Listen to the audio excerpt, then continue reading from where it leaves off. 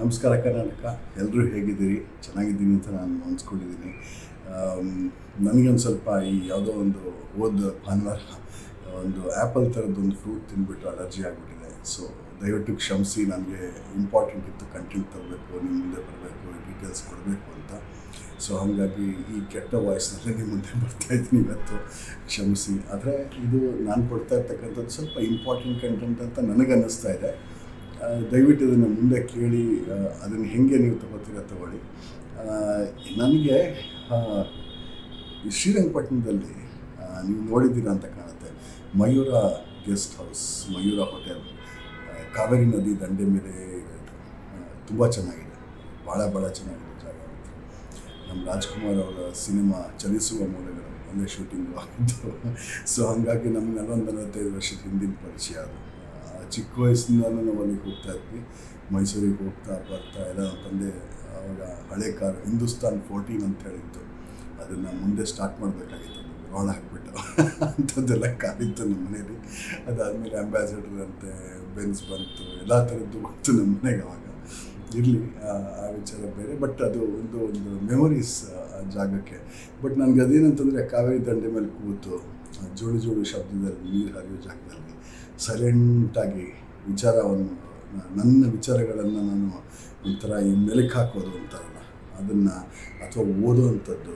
ಇದು ನನಗೇನು ಟೈಮ್ ಬೇಕು, ನಾನು ಅಲ್ಲಿ ಕೂತ್ಕೊಂಡು ಓದೋದಾಗಲಿ, ಈ ಹವ್ಯಾಸಗಳು ಅಥವಾ ಈ ಒಂದು ಎಕ್ಸ್ಟ್ರಾ ಆ್ಯಕ್ಟಿವಿಟೀಸ್ ಏನಿದೆ ಯೋಚನೆ ಮಾಡ್ತಕ್ಕಂಥದ್ದು, ಒಂದಷ್ಟು ನೋಟ್ಸ್ ಬರೆಯೋದಾಗಲಿ, ಐಡಿಯಾಸ್ ಕಲ್ತ್ಕೊಳ್ಳೋದಾಗಲಿ ಎಲ್ಲದನ್ನೂ ಮಾಡ್ತೀನಿ ನಾನು.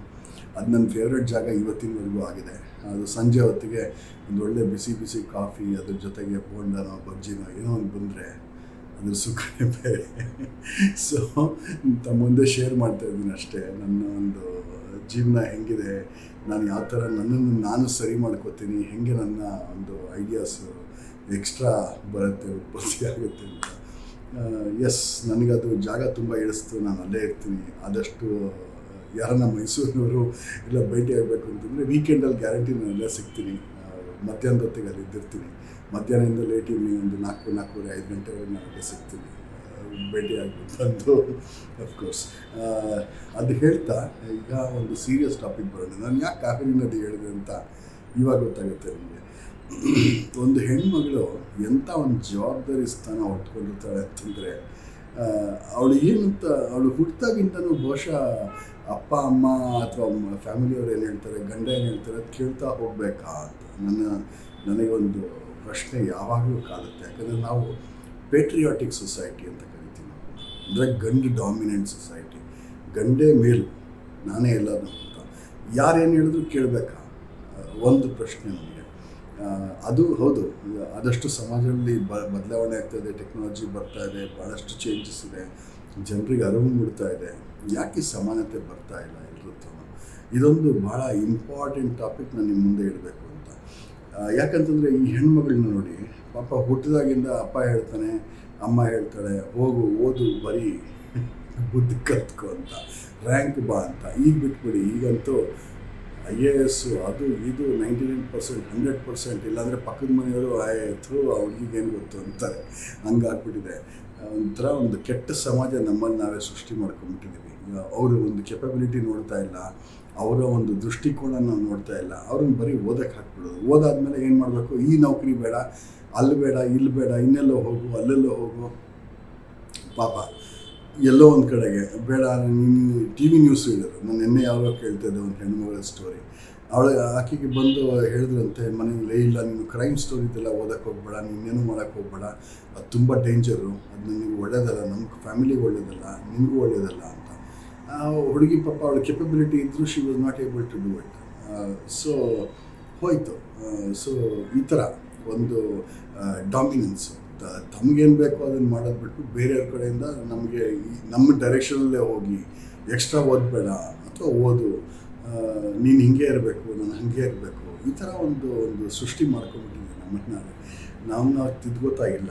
ಆಮೇಲೆ ಇನ್ಯಾರಿಗೋ ಕೂತಿಗೆ ಹೋಗಿ ತಾಳೆ ಕಟ್ಟಿಸ್ಕೊಳ್ಳೋದು ಈಗಲೂ ನಡೀತಾ ಇದೆ. ಅದು ಈಗಲೂ ನೋಡಿ ಎಷ್ಟು ತೊಂದರೆ ಆಗ್ತಾಯಿದೆ ನಮ್ಮಲ್ಲಿ ಅಂತಂದರೆ, ಅವ್ರಿಗೆ ಚಾಯ್ಸೇ ಇರೋದಿಲ್ಲ. ನಾನು ಅಲ್ಲಿ ಗಂಡು ನೋಡಿದ್ದೀನಿ, ಇನ್ನೆಲ್ಲೋ ಹೋಗಿದ್ದೀನಿ, ಇನ್ನೇನೋ ಆಗಿದೆ, ಅವ್ರು ಎಂಥ ಗಂಡು, ಎಂಥ ಒಂದು ಜೀವನ, ನನಗೊಂದು ಬದುಕು ಸಿಗುತ್ತಾ.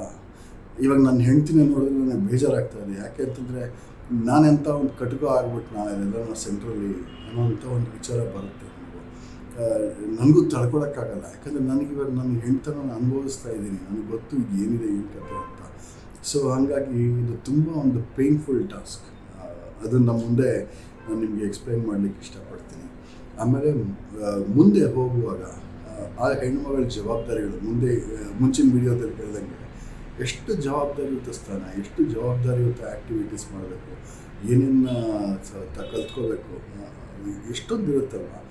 ಸೊ ಈ ಥರ ಒಂದು ವಿಚಾರದಲ್ಲಿ ತನಗೆ ತಾನು ಇಂಡಿಪೆಂಡೆನ್ಸ್ ಇರಲ್ಲ. ಗಂಡ ಹೇಳ್ದಂಗೆ ಕೇಳಬೇಕು, ಮಕ್ಕಳು ಹೇಳ್ದಂಗೆ ಕೇಳಬೇಕು. ಸೊ ಈ ಒಂದು ಇಂಡಿಪೆಂಡೆನ್ಸಿಗೆ ಹೆಚ್ಚಾಗಿರೋದೇ ಇಲ್ಲ. ತನ್ನ ತಾನೇ ಅವಳು ಪ್ರಪಂಚ ಸೃಷ್ಟಿ ಮಾಡ್ಕೊಂಡಿರ್ತಾಳೆ ಒಂದು ಹೆಣ್ಣುಮಗಳು. ಸೊ ಈ ಒಂದು ಕಷ್ಟಕರವಾದ ಒಂದು ಸಂಗತಿನಲ್ಲಿ ಹೆಣ್ಣನ್ನೇ ಬೇಡ ಅಂತಕ್ಕಂಥ ಒಂದು ಸಮಾಜನೂ ಇದೆ.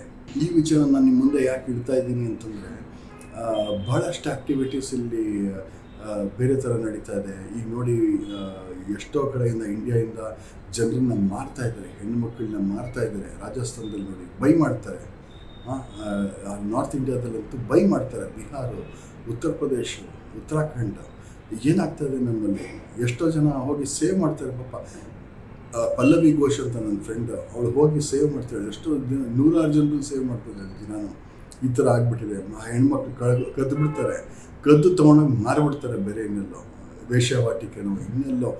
ಅಪ್ಪ ಕೇಳೋದಕ್ಕೆ ಒಂಥರ ಬೇಜಾರಾಗ್ತಾ ಇದೆ. ಸೊ ನಮ್ಮಲ್ಲಿ ಯಾಕೆ ನಾನು ಈ ವಿಚಾರಗಳೆಲ್ಲ ಹೇಳ್ತಾ ಇದ್ದೀನಿ ಅಂತಂದರೆ, ಎಷ್ಟು ಒಂದು ಕ್ರೂರತನದಿಂದ ನಮ್ಮ ಸೊಸೈಟಿ ಇನ್ಕ್ಲೂಸಿವ್ ಇಲ್ಲ ಅಂತಕ್ಕಂಥದ್ದು.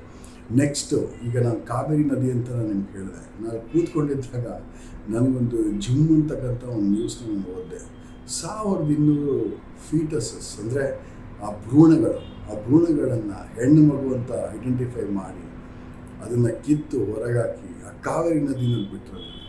ಅದು ನಮ್ಮ ಕರ್ನಾಟಕದ ಜನ. ಈಗೇನು ಹೇಳ್ತೀನಿ, ಇದನ್ನೇನು ಅಂತ ಹೇಳಬೇಕು, ಇದನ್ನು ನಾವು ಕೇಳೋದಕ್ಕೂ ಆಗ್ತಾಯಿದೆ. ಫಸ್ಟು ಆಯ್ತಪ್ಪ, ನೀವು ಗಂಡು ಮಗುನೇ ಬೇಕು. ಆ ಗಂಡು ಮಗು ಹುಟ್ಟಿದ ಮೇಲೆ ನಂತರ ಆಗಿಬಿಟ್ರೆ ಏನು ಮಾಡ್ತೀರಿ ಅಲ್ವಾ? ಒಂದು ಪ್ರಶ್ನೆ ಮೂಡಿಸುತ್ತಲ್ವ. ಸೊ ಇವಾಗ ಈ ಗಂಡು ಹೆಣ್ಣು ಈ ಒಂದು ಡಿಫ್ರೆನ್ಸಸ್ಸು, ನನಗೆ ಇದೇ ಬೇಕು, ನಾನು ಅದೇ ಬೇಕು, ನಾನೇನೋ ಮೋಕ್ಷ ತೊಗೋಬೇಕು, ಯಾವನೋ ಸ್ವಾಮೀಜಿ ಹೇಳಿಬಿಟ್ಟ, ಇನ್ನೇನೋ ಆಗೋಯ್ತು ನನಗೆ, ಇಲ್ಲ ನನ್ನ ಮನೆಯಲ್ಲಿ ಅವಮಾನ ಆಗ್ತಾಯಿದೆ. ಇದು ಒಂದು ಸಮಾಜನ ನಾವು ಸೃಷ್ಟಿ ಮಾಡ್ಕೋತಾ ಇದ್ದೀವಲ್ಲ, ಇದು ಯಾರಿಗೂ ಒಳ್ಳೆಯದಲ್ಲ. ಅದು ಯಾವ ಲಿಟ್ರೇಚರಲ್ಲಿ ಇದೆಯೋ ನನಗೆ ಗೊತ್ತಿಲ್ಲ. ಈ ಥರ ಎಲ್ಲ ಮಾಡೋದು ಯಾವ ಸ್ವಾಮಿಗಳು ಹೇಳ್ತಾ ಇದ್ದಾರೆ ಅನ್ನೋದು ನನಗೆ ಗೊತ್ತಿಲ್ಲ. ಬಟ್ ಸ್ಟಿಲ್ ಇದು ತುಂಬ ಒಂದು ಅನಾಹುತ ಸೃಷ್ಟಿ ಮಾಡ್ತಾಯಿದೆ. ನಮ್ಮನ್ನು ನಾವು ತಿದ್ದುಕೊಂಡು, ನಮ್ಮನ್ನು ನಾವು ಚೇಂಜ್ ಮಾಡ್ಕೊಂಡು ಮುಂದೆ ಹೋಗುವಂಥದ್ದೆಲ್ಲ ಭಾಳ ಪ್ರಾಮುಖ್ಯತೆಯನ್ನು ತಗೊಳುತ್ತೆ.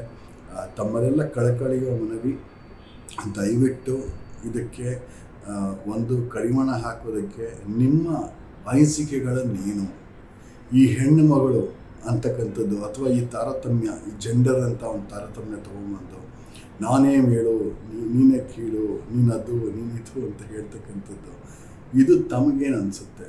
ದಯವಿಟ್ಟು ಒಂದು ಕ್ಲೀನಾಗಿರುವಂಥ ಒಂದು ಐಡಿಯಾ ಯೋಚನೆ ಮಾಡಿ. ಇದನ್ನು ನಾವು ಹೆಂಗೆ ಸೊಸೈಟಿನ ನಾವು ಬದಲಾಯಿಸ್ಬೋದು, ನಾವು ಹೆಂಗೆ ಸಮಾಜನ ಸುಧಾರಿಸ್ಕೋಬೋದು, ನಮ್ಮನ್ನು ನಾವು ಹೆಂಗೆ ಸುಧಾರಿಸ್ಕೋಬೋದು ಅಂತ.